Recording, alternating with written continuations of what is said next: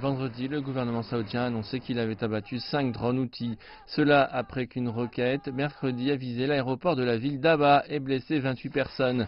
Cette attaque est considérée comme un changement inquiétant du combat contre les Houthis au Yémen. Les Houthis utilisent maintenant des armes plus développées venues d'Iran. Ces armes et roquettes, comme des missiles de croisière, sont normalement utilisées par les armées et non par les milices. Mais les Houthis les ont reçus de l'Iran et les ont utilisés pour cibler l'aéroport d'Abha. C'est un message pas des Houthis à l'Arabie Saoudite, mais de l'Iran à l'Arabie Saoudite. Il y a quelques mois, des officiels iraniens ont publiquement menacé de déplacer la guerre de l'intérieur du Yémen à l'intérieur du royaume saoudien, et cette menace devient réalité.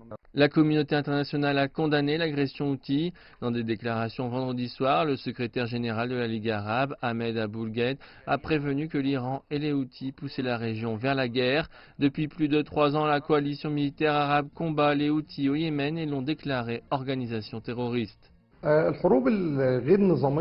Les guerres de guérilla sont toujours difficiles pour les armées d'une manière ou d'une autre. Tout d'abord car le combat est sur plusieurs fronts au Yémen. Ensuite, le difficile terrain, qu'est le désert avec des collines et des vallées, est une gêne pour les soldats armés. Enfin, les Houthis se cachent dans les villes avec des civils et cela empêche les raids et les attaques de l'armée car il y a la peur de blesser des civils. Les Houthis reçoivent également du soutien de puissances étrangères qui bénéficient de l'instabilité prolongée dans la région. Les mesures répressives contre les Houthis ne semblent pas être sur le point de se terminer.